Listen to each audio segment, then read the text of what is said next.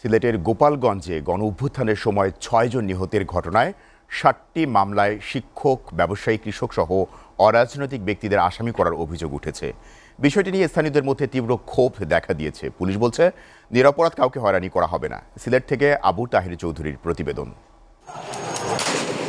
সিলেটের গোপালগঞ্জের সাম্প্রতিক গণ অভ্যুত্থানে প্রাণ হারান ৬ জন। ওই ঘটনায় করা ৭টি মামলার মধ্যে ৫টি তদন্তের দায়িত্বে দেওয়া হয়েছে পিবিআইকে। তবে এসব মামলায় অরাজনৈতিক ব্যক্তিদের আসামি করার অভিযোগ তুলছেন স্থানীয়রা।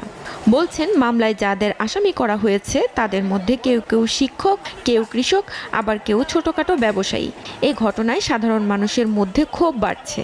আমার এই 144 যে জায়গা নিষেধাজ্ঞা, এই জায়গা ওভারটেক করে গিয়ে আমার সাথে বাইরে ওয়ালটা আমার যাবে। আমাদের এলাকা অত্যন্ত সৌহার্দ্যপূর্ণ একটি এলাকা, ভালো এলাকা। এখানে কোনো রাজনৈতিক প্রতিহিংসামূলক কোনো কাজ কখনোই হয় নাই। সুতরাং এই যে মামলাগুলো যেগুলো হয়েছে, আমি মনে করি এই মামলাগুলো সম্পূর্ণ মিথ্যা, ভিত্তিহীন মামলা। আমার একটা প্রোগ্রাম আছে, ইলা কোনো দাওয়াত এরা করছে না, আর এরা এই রাজনীতির কোনো জড়িত নাই। তিনি একজন সোশ্যাল ওয়ার্কার, সমাজমূলক কাজে সবসময় অগ্রণী ভূমিকা পালন করে। দোষী মানুষের যে হেরানিত করাটা, এটা আমরার পক্ষে সঠিক মানিয়া নিয়ান না।